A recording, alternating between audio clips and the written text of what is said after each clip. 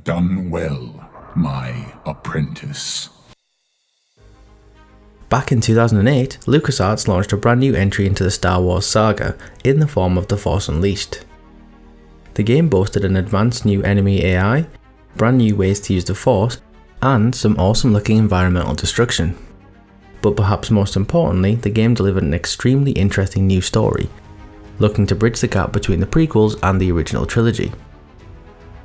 Although the game is now technically part of the Star Wars Legends brand, the umbrella term for most of the expanded universe content that is no longer part of Disney's official Star Wars timeline, there is no doubt as to how important and impressive the game was when it was first released. The story was developed with the idea and mandate from George Lucas himself of putting the player into a Star Wars movie of their very own, and to say it succeeds in that task is putting it lightly. From a story perspective, the game gives us a new adventure in a somewhat familiar time period, and involves already popular characters such as Darth Vader, which could have been seen as a somewhat safe bet approach, but thankfully the story turned out to be one of the best and most unique parts of The Force Unleashed.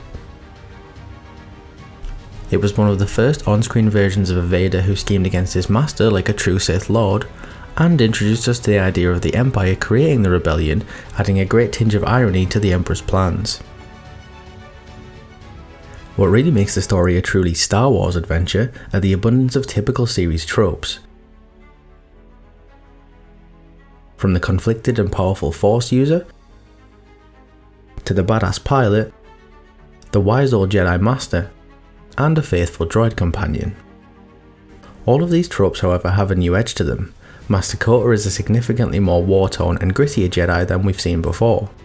And Starkiller's journey of conflict between the light side and the dark this time starts from the dark side and is arguably better fleshed out and realised than Anakin's own journey in the prequel trilogy. Another great part of the game's story is the opportunity for both a light and a dark side ending.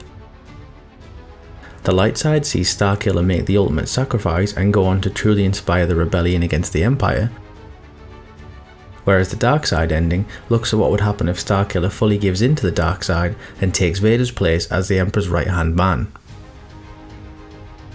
The downloadable content add-on sees Starkiller visit the remains of the Jedi Temple on Coruscant and faces Jedi trials.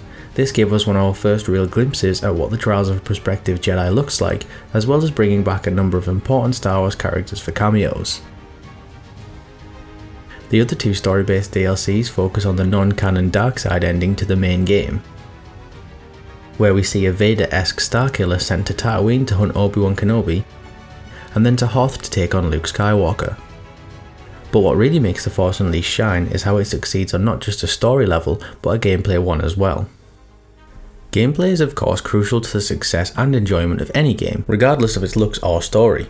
But even now, The Force Unleashed still holds up as one of the best versions of Star Wars combat we've ever seen. The movement and fighting mechanics are beyond responsive, and although a little shaky in places, overall it perfectly utilises both Force powers and lightsaber combat. In The Force Unleashed, pretty much everything you do as Darth Vader's secret apprentice feels smooth, seamless and powerful. In just a few short moves you can force choke an enemy, cut down someone else with your lightsaber, and then fire off some Sith lightning. The freedom to play Starkiller however you like is incredibly broad, and the natural ease of using the triggers to either block or pick things up with the Force works perfectly. What really adds an extra dimension to the gameplay is the rewarding leveling system that unlocks a range of new lightsaber combos, Force powers, or a mix of the two, making the Starkiller you end up with a very different version to the one you start with.